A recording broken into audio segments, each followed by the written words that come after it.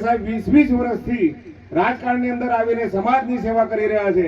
ખાલી સરકાર તરીકે નહીં, એક ભીલ સમાજનો ઉત્થાન કઈ રીતે થાય એના પ્રણેતા તરીકે આપણા સમાજના અધ્યક્ષ ત્યારે કુબેરભાઈ ડિંડોરને આપણા દાહોદ જિલ્લાની અંદર આપણે આવકારીએ છીએ. જોરદાર તાળી થઈ જાય ડિંડોર સાહેબ માટે.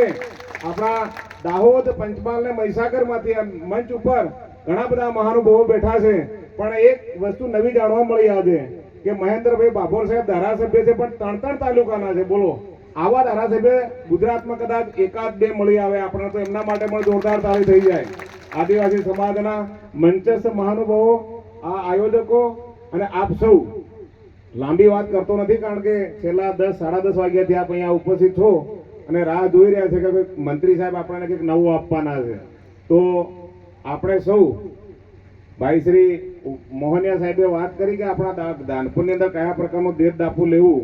દેશ તો નથી લેવાનો, પણ ખર્ચની વાત કરી છે. એમને દેશ શબ્દ કહેતા ને તમે પાછા કે 1.5 લાખ રૂપિયા દેશ તરીકે લેવાના છે, પણ એ ખર્ચ તરીકે લેવાના થાય છે આપણને. તો આપણે સૌ શિક્ષણની વાત કરવાની થાય. સમાજને શું કામ આ ખર્ચ વધારે પડતો લઈને આપણો સમાજ દિવસે દિવસે ઊંડા ખાડામાં પડી રહ્યો છે. આપણે જોઈએ છે ભાઈશ્રીએ વાત કરી, ખૂબ સરસ વાત કરી કે પરવાના દેવાના, દાન દેવાની, પાઘડી દેવાની, તેલ ચડાવવાનું, કન્યાદાન લેવાનું, એ કોઈ પણ સમાજની અંદર આવું ચાલતું નથી. આપણો સમાજ જ આ બધું કામ કરે છે. સૌથી વધારે બીજા સમાજ કરતા ઊંધું કામ કરવાનો ધંધો આપણા ભીલ સમાજનો છે. નથી વાણિયા, બ્રાહ્મણ, પટેલો, ક્ષત્રિયો, રાજપૂતો આ બધું કોઈ આવું કામ કરતા નથી. એમને લિમિટેડ માણસોની જાન જાય, લિમિટેડ માણસોના મહેમાન હોય, લિમિટેડ જમવાનું હોય, લિમિટેડ ટ્રેન હોય. આપણા માણસો તો અનહદ ખર્ચો, અનહદ ગાડીઓ, અનહદ માણસો, અનહદ જમવાનું, આવું કેટલાક પ્રકારની આપણામાં બદીઓ છે, દૂર કરવા માટે આપણે મળ્યા છે. સાહેબ શ્રી અંગત રસ લઈને, માન્ય કુબેરભાઈ ડિંડોર સાહેબે અંગત રસ લઈને દાહોદ જિલ્લાની અંદર લીંખેડા મુકામે મીટિંગ બેઠક થઈ. દાહોદ આદિવાસી બિરસા મુંડા ભવન ત્યાં બેઠક થઈ.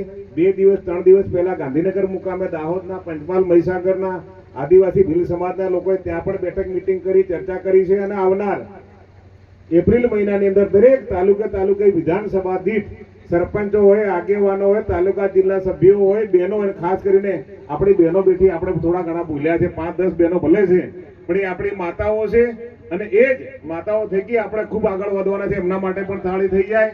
દરેક વિધાનસભાની અંદર મીટિંગ બેઠકો થવાની છે. આ વખતે આપણે થોડા ઘણા મોડા પડ્યા છે મંત્રી સાહેબ, પણ મારો વિચાર એવો છે કે આવનાર આપણે 9મી ઓગસ્ટ આવે અને તે દિવસે આપણે બધા ભેગા થાય, વિશ્વ આદિવાસી દિવસ તરીકે ઉજવણી કરીએ, બધા ભેગા થાય, ડીજે વાગે, નાચે, ઢોલ વાગે અને નાચીને પછી હાંજે પાછા ઘેર જાય.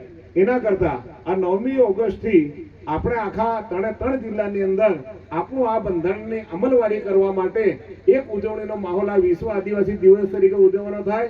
ત્યારે આ બંધારણને આપણે અમલમાં લઈએ અને પછી નાચીએ કૂદીએ એવો સંકલ્પ આવે ઓગસ્ટ મહિનાની અંદર 9મી ઓગસ્ટના દિવસે આપણા સૌ દ્વારા આ અમલવારી કરવામાં આવે એ આશા અને અપેક્ષા રાખીએ છીએ. જોરદાર તમે તાળીઓના હાથ ઊંચા કરીને એવું નક્કી કર્યો કે 9મી ઓગસ્ટે અમે સૌ અમલવારી કરીશું. આજે તો કરવાની છે, પણ 9મી ઓગસ્ટે આખા 3 જિલ્લાની અંદર. તો અહીંયા અમને બોલાવી સન્માઈને અમારી વાતને સાંભળવા માટે મને મોકો પણ આપ્યો. આપ સૌનો ખૂબ ખૂબ આભાર. જય આદિવાસી, જય જોહાર.